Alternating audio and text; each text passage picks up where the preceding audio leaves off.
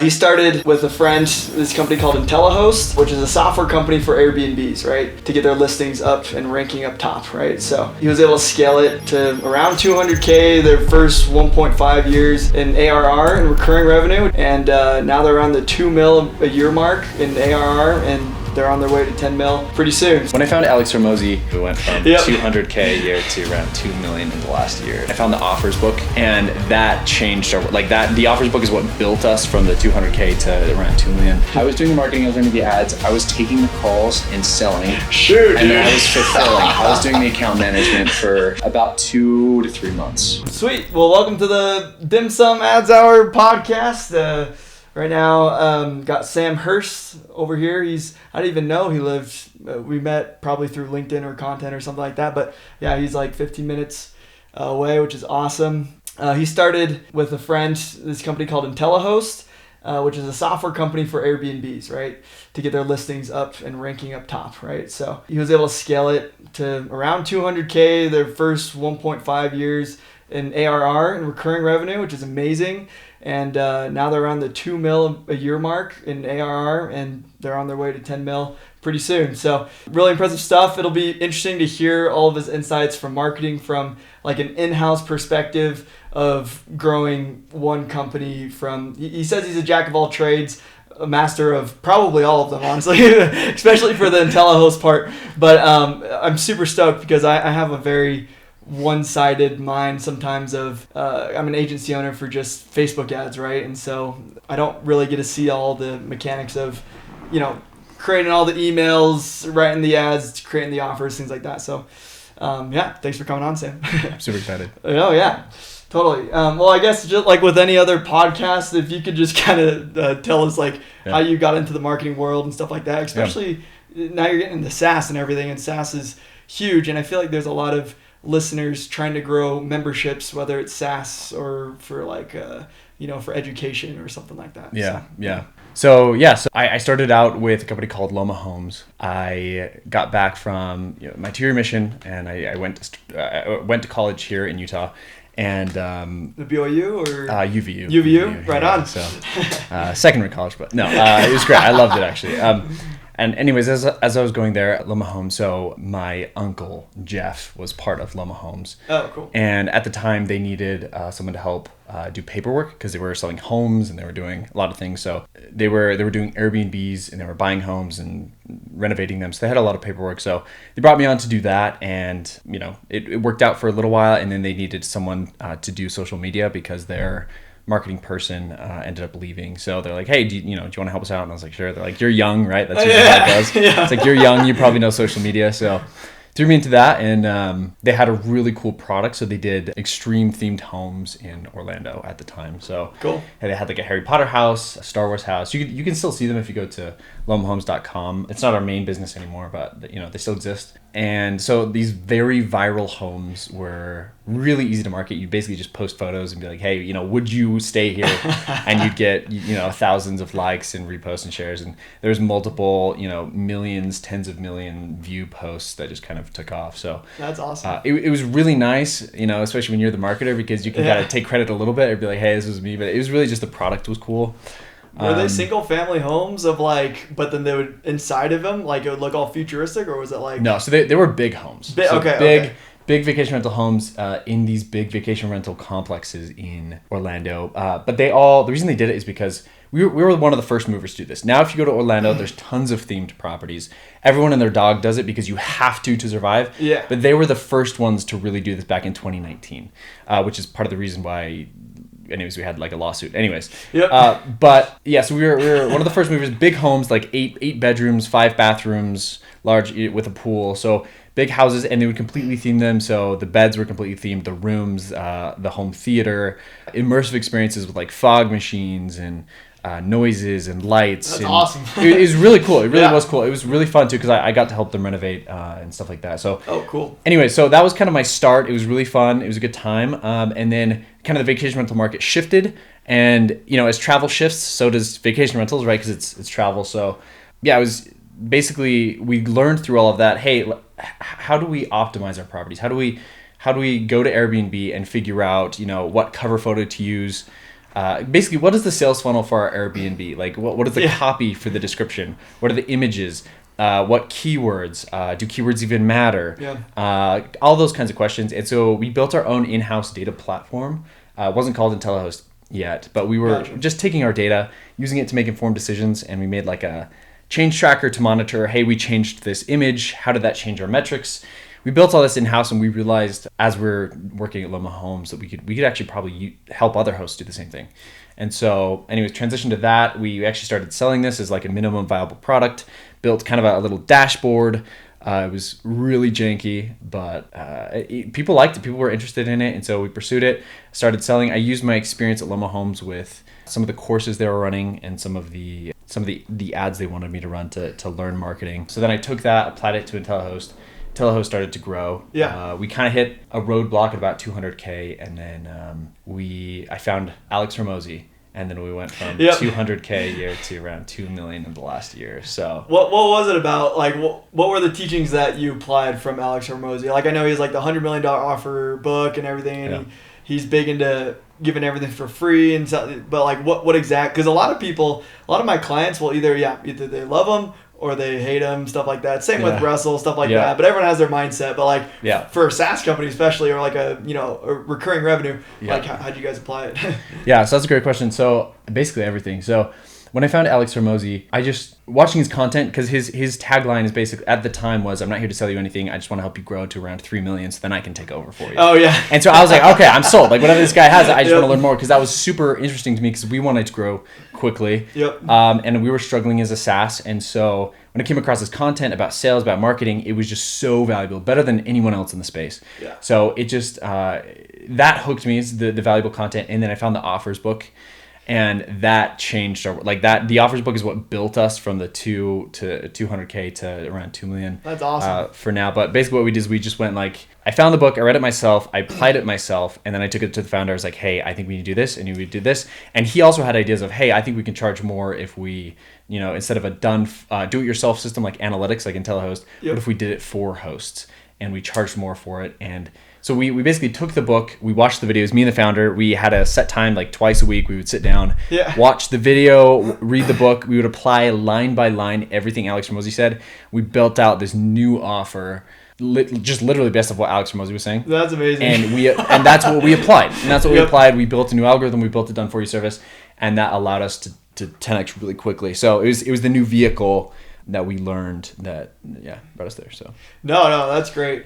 And like even just going off of like books and stuff, like I feel like you can, like, people will sell courses for like $5,000, $3,000 or something. You can learn there, but like I don't know, I've just noticed that you can, like, if someone has a book, it's like $20, you could probably find the same content if you do like apply it line to line. Yes, 100%. And the key is like application, because I've read so many books but I haven't actually learned anything, because it's like learning is the application of knowledge, right? Yeah. I've accrued lots of knowledge, but like what is the Habits book? From, the 7 Habits or something. Yeah, the 7 magical, whatever. Yeah, the habits. one guy. I've read that like twice. Yeah. Have I actually applied much of it? No, not really. Unfortunately, I wish I did. Right, yeah. And so I didn't really learn, right? And so, and I'm kind of stealing that from Alex Hormozi. And so that was one of the things that I came across one of those videos when we were doing the offers book, and I was like, okay, we just have to apply. Like, I trust him. He's run multiple businesses. Let's just apply this and see where it takes us. Yeah. Can't hurt. Two 1-hour meetings a week for a couple months, and it worked really well. So that's awesome.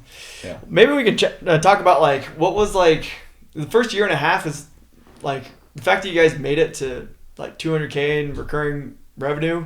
First year and a half is awesome, and the fact that you guys grew even faster, like what, 10x that or something like that, to 2 million. Like, what are the different stages that you see for growing a recurring revenue business from the ground up, I guess? Yeah. That's a great question. For us, we started with the more scalable option. IntelliHost is extremely scalable. It's kind of like a membership. Yeah. It essentially is a membership, but just data analytics. And so when we started with the scalable option, we were able to grow to 200K because we applied basically marketing and sales to something that was decent. So IntelliHost was decent, and it was a minimal viable product. So there's a lot of issues with it at the same time. Yeah. But we grew to a point where the churn rate was equal to our essentially spend rate. Oh, okay. So like, it's if we're bringing in 10% a month and our churn rate is 10%, I think it was less than 10%, but like it was like, 8% a month and spend is, you're getting 8% more customers. Yeah. You just start to plateau, and either you need to, double spend, or you need to change, pricing. There's something you have to change in order to break that. Yeah. And so we essentially scaled to that point and hit a bit of that, just that lull around 200K ARR, which, 20K a month or so. Yeah. What is that, 18K, something like that? Something like that, yeah. So we hit that point, and... But was that mainly just through paid ads and some organic? Yes. Oh, okay. Yeah, mostly it was podcasts. Podcasts were big. He went and talked with some influencers, so podcast, YouTube, and then primarily paid ads. I would say paid ads was around 60 to 70%. And the channels were just like, for the podcast hosts, there's like people teaching people how to have Airbnbs or like how to buy a house and stuff like that. So it's like a complementary product. Because your product, like I looked at your video and I looked at some of your ads too on Intelli. I was like, oh, that's sweet. But like, is it basically someone has a house that they want to rent out for Airbnb, but the biggest issue is even if you're to price cut and be the lowest, if you don't list on the top, then, or like on the first page or second page, then you're kind of screwed in that sense. So, bingo. Okay. Bingo. Okay. Yeah, algorithmic. And just the only change I'd make there is, essentially it's for hosts who have been trying. Usually it's for hosts who have been trying and they're not making enough. And so they're struggling, they're trying, and then they realize there's that difference between where they are and the profitability they should be seeing, because usually they have nice properties, they're good hosts, they have good reviews. Yeah. They're just for some reason not getting booked. And so that's where we come in and we're like, hey, well, for Revenue IQ specifically, we apply our algorithms, we help them optimize their properties, and then it works its magic. So. Oh, okay. Yeah. So is it a done for you service kind of? So that's what made us scale from 200K a year to 1.9 to 2 mil right now. So okay. That's what enables us to do that, is that done for you. The main central service is mostly the analytics. So hosts go in, they use the analytics, they use kind of the booking funnel, which is like a sales funnel for their listing. Cool. Helps them diagnose the issues, but cool. Yeah. No, that's sweet. And I actually just learned what SaaS meant. It was like, what, software as a service. Yeah. I was like, I just knew SaaS meant software. Yeah, software. Like, I didn't even realize. I was like, oh, okay, that makes sense. Like, yeah. So yeah, having a SaaS product, but similarly, but like, does it ever? Do you ever see like, as far as the actual offer or like the audience size? I assume it's pretty big though. Like as far as the offering goes. Like, do you think was it just the luck of the draw that you guys chose this niche? I mean, I know one of the partners has probably been in that space for years, but how did you like choose the offer or create that in the beginning? That's a great question. So our TAM, a total addressable market, is huge. So, because there's like 1.3 million or 1 something million hosts in the US. Oh, There's multiple millions of properties. Yeah. Just in the US, and Europe is also huge. I was going to say, yeah. Australia, like all around the world really, but specifically even just the US it's a huge market. And as lots of founders say, hey, here's our market. If we just have 1%, we're going to be this size company. That's the classic like Shark Tank. So I'm not going to say that, but we need like less than 1% of 1% to be where we want to go. So it is a massive market, and it comes down to, I feel like our execution is okay. It really comes down to how do we brand ourselves in a way to go mass market? Because there's different stages of customers. 0 to 200K a year, 18K. It's all at least for us, it's all the people who are willing to take a chance. They've listened to a podcast like, this is cool. They're usually techno like geeks. Yeah. They love it. They jumped in. They gave us a lot of feedback. They were interested. They were good at data.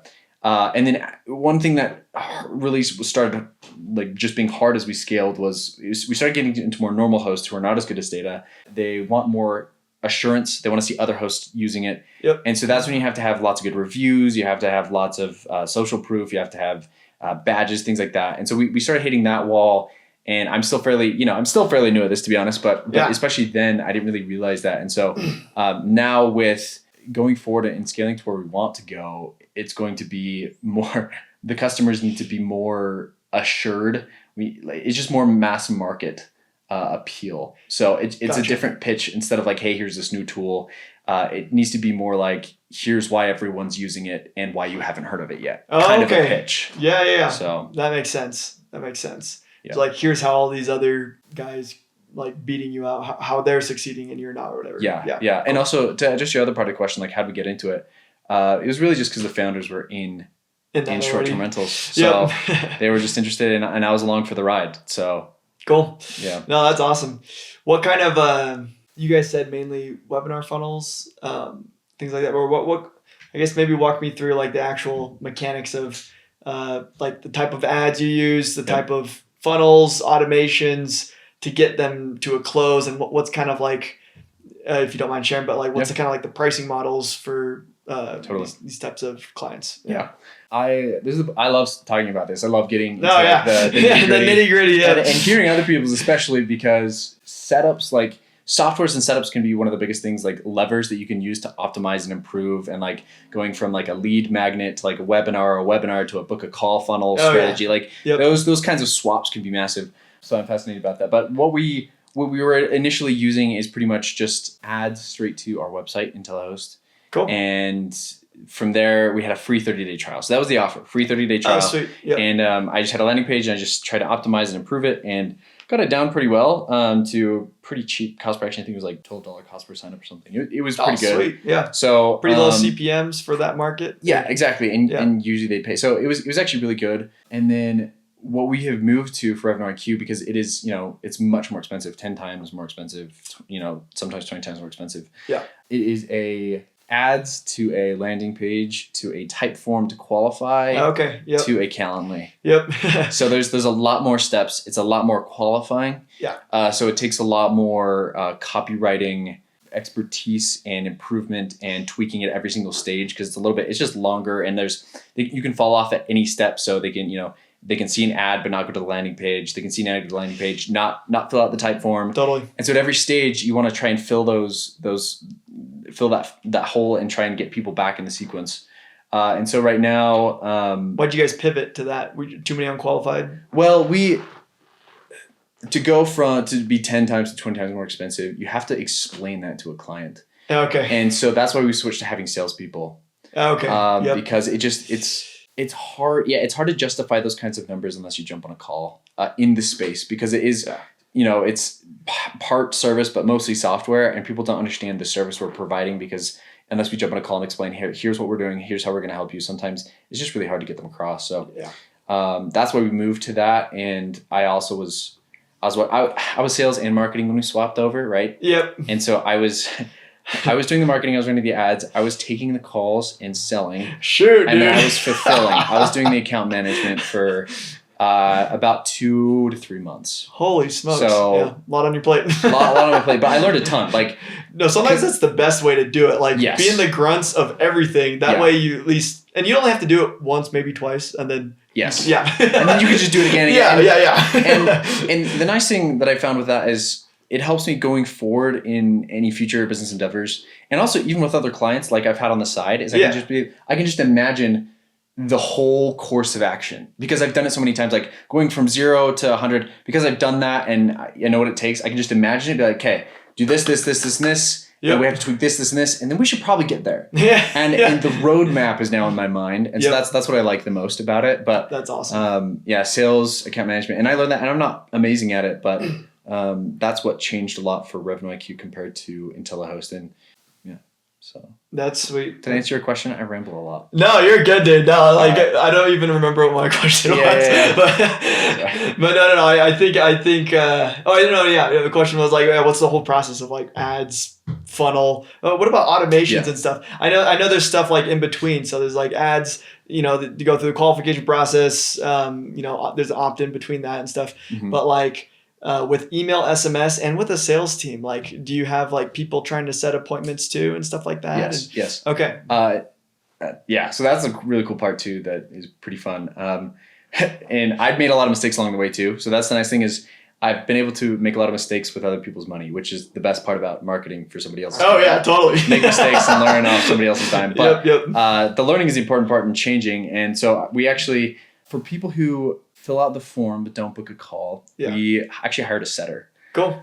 Did you always have that, or did you decide to do it? We decided to do it because there was such a high drop-off rate. We're like, look, we applied our unit economics, and we're like, hey, if we make 10% of these people show back up, that would be worth paying a full-time position for this person. So let's just find someone. If they can lift it by 10%, we're golden. Yep.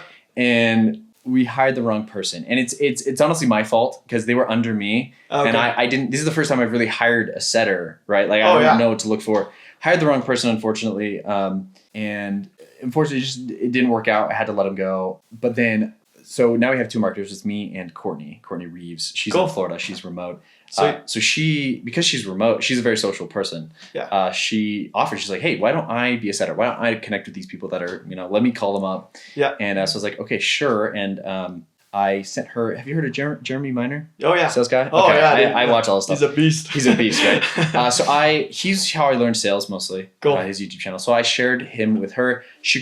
Her and I created this amazing kind of sales process for her as a setter. And she just started applying it and crushing it. And anyways, so she just kind of turned into a de facto. She takes a couple hours every day. She turns into the setter. She calls people up. Oh, amazing. And she crushes it. So that's our setter. And then the follow-up automations, if they're a lead, they don't book a call. We have first they email like, hey, saw you did this. Because we want them to have the book call link. Because if they leave the sequence, they have to go back through that whole entire sequence again to find the booking call. Yep. And so we're like, they at least have to have that if they want to go back or they change their mind or they see another ad. Smart. So the first email we send 10 minutes after, if the average person fills the whole thing out in around 2 minutes. So around 10 minutes is when we send a reminder email saying, hey, saw you didn't book a call. I just want to make sure you have this in case you ever want that. So first email, a day later we say, hey, by the way, our calendar's looking pretty decent right now. Just want to make sure you have a time this week that works for you. So check out the calendar. Yep. And then we have a third and I think a fourth that are a little bit longer where it follows up with them. So there's just kind of that sequence that catches about 25% of people who fall out. Oh, sweet. So. Yeah. And then that's amazing. And the setter, it sounds like Courtney, she's probably bringing an extra 30% or something like that, or 20 or something like it's like 3 calls a day. We on average book like 36 a day. So she's what is that? 1/12. So what is that percentage wise? Oh, I don't know. But it's a lot of because we're spending a decent amount on per booking. She's really generating a lot of revenue. That's so cool. Even though it's a small percentage, it's a lot of revenue. So her combined with that sequence really helps put a lot of people back through. And then if they book a call and don't show up, we have Calendly sequences inside Calendly. Calendly is still, I think, one of the best because it always goes to primary inbox. I know it's with high level or other ones. I tried to use them. It's like you can customize it more, but then it's like, oh, it's in spam again. The reputation of those is just a little bit more. Yeah, email reputation is just not quite as good as Calendly still is. So So no, that's awesome. You don't have to say who the first setter was with specifics, but what was the difference between the two setters? Because I know a lot of people, at least the people that I serve, are mainly in the coaching space or high ticket services, online services, and digital products. No e-commerce really, but kind of just basically lead gen. I'm booking call funnels, like 80% of my clients. Yeah. But a lot of them have setters, and I feel like a lot of them, they always have questions of who to hire. Do they have to know their sales process of how to set already before they give it to someone? Or is it you just kind of develop it? Or I don't know. What was the difference there? Yeah, that's a great question. So I wish I would have known before hiring the first time. But what I realized is I have a proclivity. So personally, I just love business content.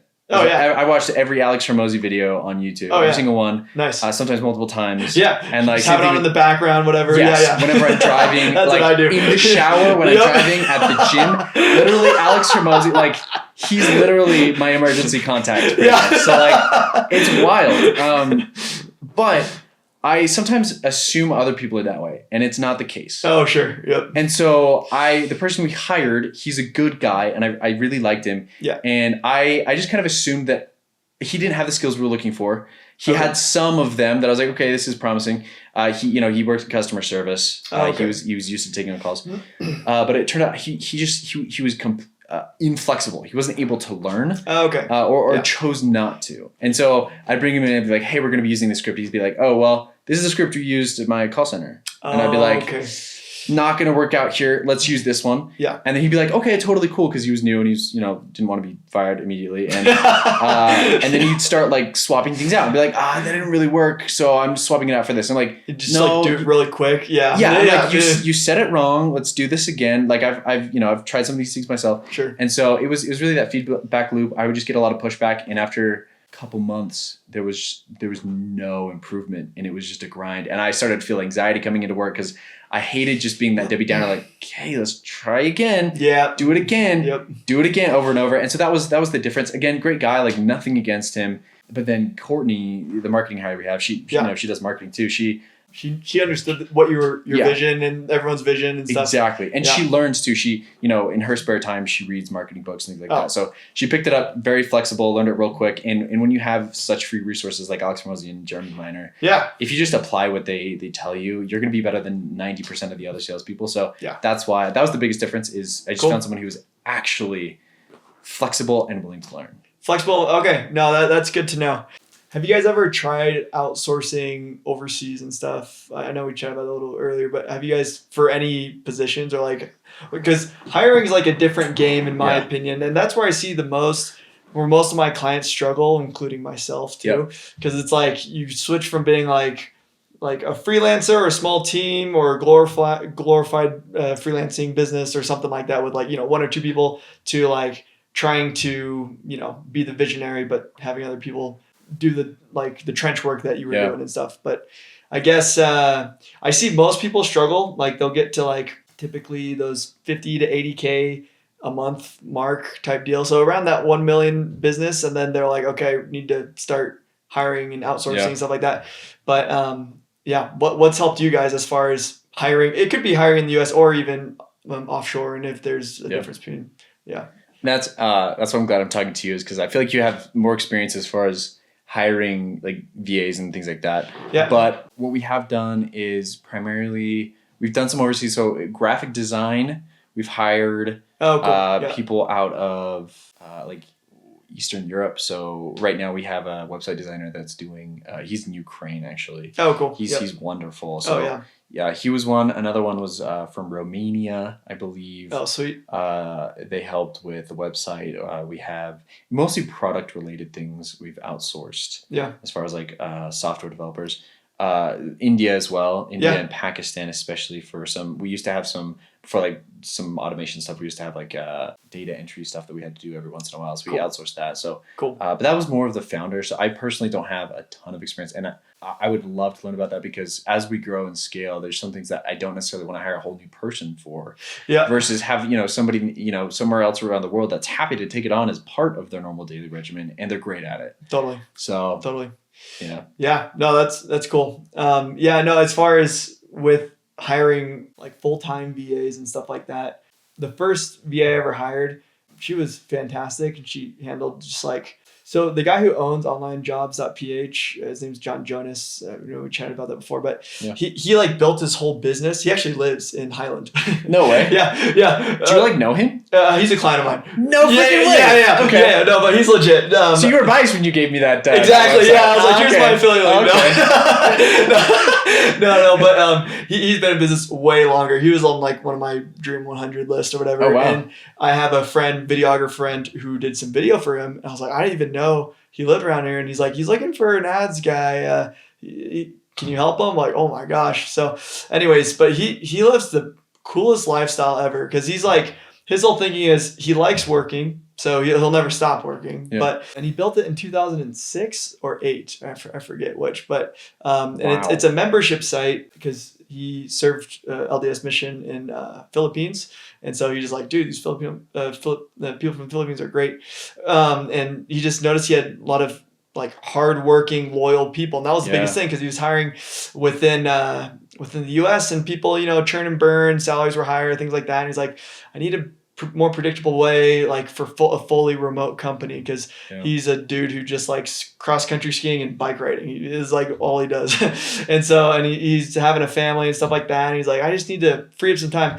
And so he started hiring people from the Philippines, and like he grew his company like to hire other people from Philippines. And he realized that they were not only like super talented at what they did, is that like they also didn't need a ton of expertise, and the dollar amount from the US was like, third world country versus first world was that it was doable if you can't hire a salaried employee, right? And so he grew his business. He has like 30 something now that are full time, and they each have a special thing that they do. It's like he has one guy for SEO, he has one guy for copywriting, he has another gal for the design work and everything, another thing for website management, customer service, like every part of his business. And I don't get to chat with him very often because he it's funny, whenever he first called me, it said unknown caller. Like, he doesn't give his phone number to anyone. I was like, who is this? I picked up, he's like, hey, it's John. I'm like, oh, like, I can't reach him. Like, I don't even have his phone number. And like, that's wild. He'll respond to email, but that's it. Like, he's the only way he communicates. So I've only heard his voice once. That's funny. Yeah, but anyways, no, but he's a great guy. But I've been trying to apply it for myself. The first person I did hire he was just like, just hire something that you hate doing every day, but that you already know how to do. Just create Loom video, whatever, create an SOP sheet. Do you ever use Scribe? No, I've heard of that though. Is it? Okay. Yeah. It's kind of like Loom, but it does the SOPs for you when you do video. Oh, dude. So you just do like a video and you go through the process and then it creates it. Anyways, I haven't used it yet, but I was wondering if you. No, that's probably better. Yeah. But essentially I just have a document for every client essentially. So let's say it's reporting to get through the stats. The hard part about being an agency owner with not really a niche. Yeah, I help coaches, but it's more of a category than like my friend Mitch. He's like, I help trucking companies recruit more people in their pipeline and get more truck drivers on the road type deal. And so it's more like Alex Hormozi with the gyms. Like, you can literally use the same ads, the same copy, whatever, across multiple locations. That's nice. You can just develop frameworks that are easy to replicate. Super easy. And they work well. So it's a win-win. Oh yeah. And that's how my friend Mitch grew his company. Like, it's so streamlined. Like, he was showing me the other day, we still chat, and he's like, literally clicks on one thing on Asana, like a project manager thing, populates everything, and then he goes on Go High Level, his VA will click something and everything's just automated, and it has all the ad, it'll build the ads for them, all this stuff. And it's like, wow. It is so, like, his biggest thing is just finding new clients and everything. But as far as fulfillment, he's like, dude, easiest thing in the world. and which is wild in the ad space, right? Is that what you're saying? Yeah, in the ad space, like, that's wild. Well, and the niche isn't super. He doesn't have a lot of competitors for like truck driver recruiting. Ideal. But yeah, which is great. That's awesome. Like, yeah. So like that does help. But like the issues that I'm running into is like every client needs like a specific SOP, because if the funnel is different, if the niche is different, it's just different. And so my biggest thing has been finding a good media buyer that can adapt to everyone. I've gone through like 4 media buyers, 3 in the US and 1 that was overseas. And I've had like 1 or 2 other test projects with overseas. And I know they're out there because I know you said, I've heard other agency owners saying, oh dude, media buyers are so easy, like get all the things. I haven't found it yet, but like sometimes, and there's a thing to like let go. Sometimes it's like, oh, I do it this way, and sometimes they have another way, and it's like, sometimes I have to let go, maybe trust them, like, maybe your way's better type deal. But yeah, anyways, I've seen like a difference with like U.S. employees and stuff like that. Like the thing that you said, like, oh, I did this in the past, like my way, let me try both. And then from the Philippines or from other countries, I've noticed that sometimes they'll either follow to a T the SOP, and if it's not fully there, then they won't. Like if there's like a part where it's like, oh, just kind of think about what you should do here, then they'll be like, oh, I don't know, or maybe just better training. But anyways, that's the issue I've run into for media buying. Copywriting, they're out there. I've found some people there, and design work for sure, and video editing, super scalable. But video editing. That is the other thing we're doing right now is video editing, and I got an awesome Pakistani guy doing it. So my guy's from Pakistan too. Yeah, no, he's great. Probably same guy. Who knows? Probably, yeah. It's probably one guy who has a bunch of guys that work for him. It probably kind of goes with him. Yep. So I don't even know if that answered your question. Did it? I don't even know. I think so. Yeah. It did. So yeah. But yeah. It's good stuff. That's good stuff. How are you guys using like AI and everything within your business? I always like to ask everyone that. Just I feel like there's like this weird in between mark between like 2022 and 2024 of like people like being like, oh AI, it's crappy, copy, or it's crappy output. But now it's like, I think it's pretty good, honestly. It's getting better. Getting better. I would say I still like. I think it's still pretty easy to notice when someone's using AI versus not using AI. Yeah. Especially as marketers. Yeah, exactly. And it saves a ton of time, and it is really good. And it really is the future. So like I make a point as part of like my research or like my training every week to try and find a new AI tool and learn about it. Software or tool. It doesn't always have to be AI. Yeah. And learn about it. And because what I found is it makes my work better because I'm able to do essentially the same tasks, but instead of the one headline I was thinking of, now I have 13 different variations, and it helped me see a couple different viewpoints and realize, okay, for this ad, I might actually need to be a little bit slightly different of an angle. Sure. So there's a lot of nuance that it introduces that I love. Yeah. For copywriting, for ad buying, for all those kinds of things, ad creation. Yep. So that is the nice thing. I feel like it's leveled us up a lot. But I mean, saving time, absolutely. Like before it'd be like, hey, I need you to like, if I need to double check terms and conditions for IntelliHost and fix something, it would have taken me forever. I would have had to like try and get our lawyer on the phone, blah, blah, blah. And now I can kind of basically do it myself, throw it into ChatGPT, ask it, double check, then send it over and just get approval. It just streamlines things. So what we're using right now, I think, is ChatGPT is like our bread and butter. Sure. We just have like the Plus plan or whatever. I'm sure you can get the Pro. It's like $200 a month or whatever. But I just have the Plus too. I just have the Plus. It's everything I need. It works really. great. Yeah. and until I need like the 4K video generation that Sora has, which maybe I will. Because I guess if we were able to use that video generation reliably, that could save us a lot in creative costs if we need to shoot videos. But right now, Plus is doing just fine. I just barely dove into N8N at Nathan. It's like an AI agent software. Have you seen that one? Oh, no. I've been looking into that. I don't know much about it. AI agents are fascinating. I still haven't fully delved into it, but like even that dude from the Uncommon Collective where he says that it's AI agents, like, dude, I gotta talk to this guy. I'm sure he's like wicked smart. Well, Oh, he is. He's super wicked smart. Oh, yeah. So that is something I want to learn more. AI agents, because like those are supposed to take over your work and stuff. Yeah. I'm looking into that, but primarily ChatGPT, and then like automations like Zapier and Google Sheets. That's really our bread and butter, to be honest. Cool. So, and Midjourney. Midjourney's great. AI as well. Midjourney's great, and then stuff like that. So. Have you guys used HeyGen by chance? No, I don't think so. It's like it's for video too. A lot of my clients will do it. I think it's fantastic. Bro, I gotta write that down. Yeah, if you mix HeyGen with 11 Labs for the voice. I love 11 Labs. Dude, yeah, 11 Labs is tight, man. But if you mix it too, I'll just show you. What are the ads real quick?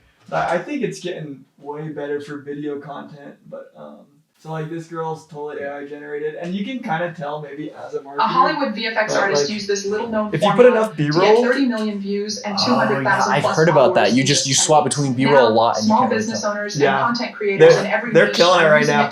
And you can just swap out creators. So like, let's say your target market. With special effects for the Thor Ant-Man. So that's real. That's just his body script that we've used. But to test hooks, dude. Yeah, now because that's the most important part is the hook, really. Yeah, if you have a winning body already, we just like. Yeah, that's how we're able to test creative so fast. But it's like we'll test that out first, and then if it does really well, then he'll actually go in and film something himself. But it's kind of nice to have like a UGC type of creator, and it's like, oh, your target market. Let's say you're trying to hit 18 to 25-year-olds. You just put that in HeyGen or whatever, and it finds a chick, or let's say you find a dude that you want that's like 40 to 60, and you just do that. And interesting. It's not bad if you put enough B-roll, but yeah. HeyGen, like HeyGen. Yeah. HeyGen.ai, I believe is the site. But that's super helpful. I appreciate that. Yeah, totally. HeyGen.ai. Yeah.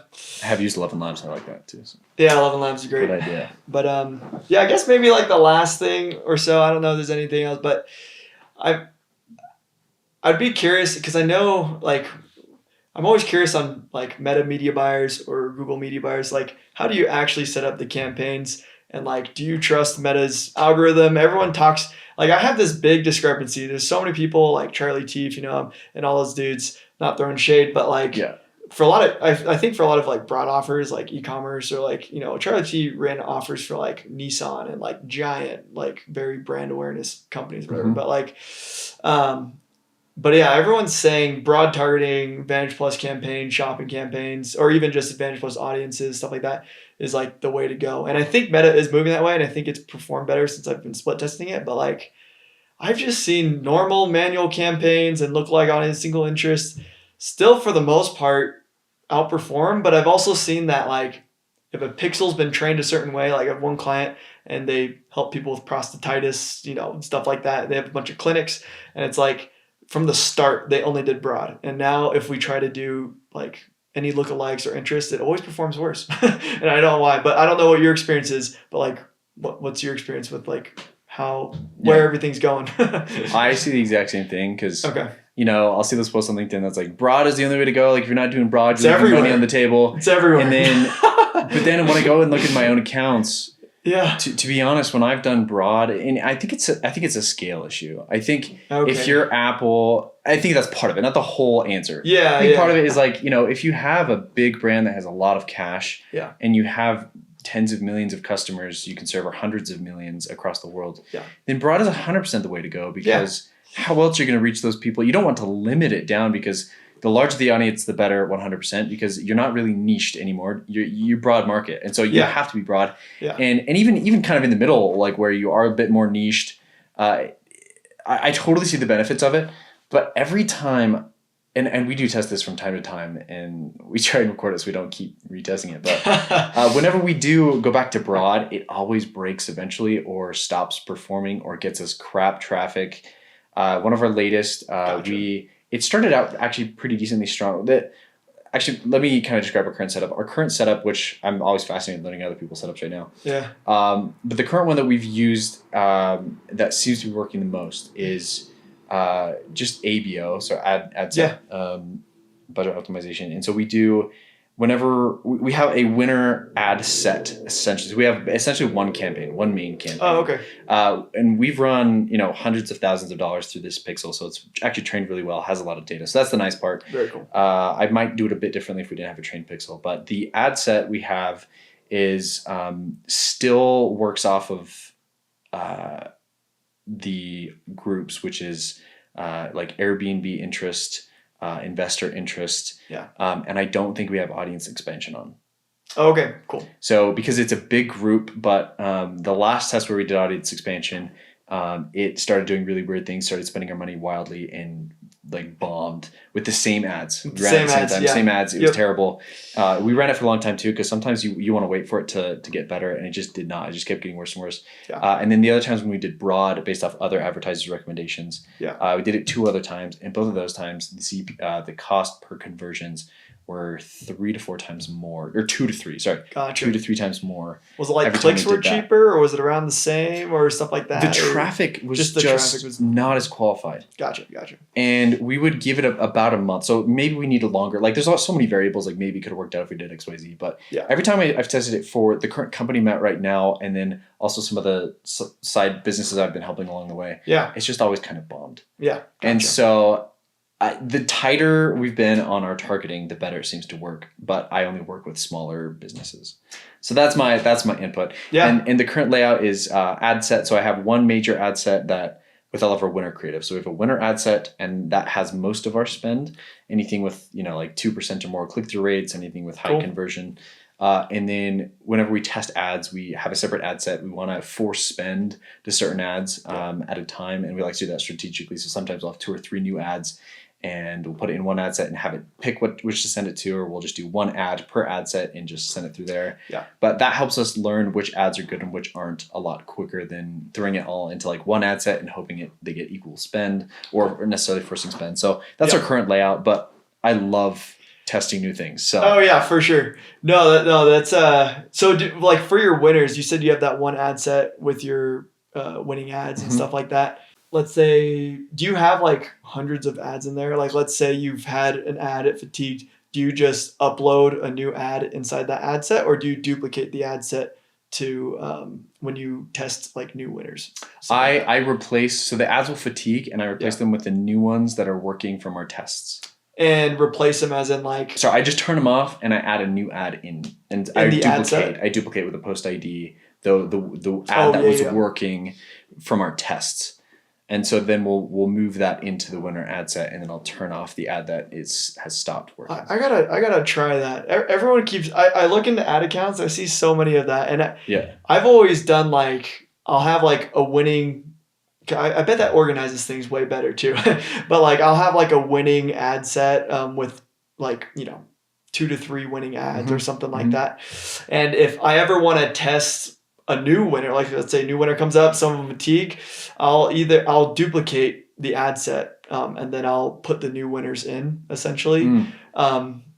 Interesting. But I need to test that more, just like turning them off and throwing them in the ad set, because then the ad set, like, have you found it that it puts it back into the learning phase, stuff like that, or does the audience still stay pretty true or something? The audience stays pretty true. That's cool. In my experience. That's cool. Yeah.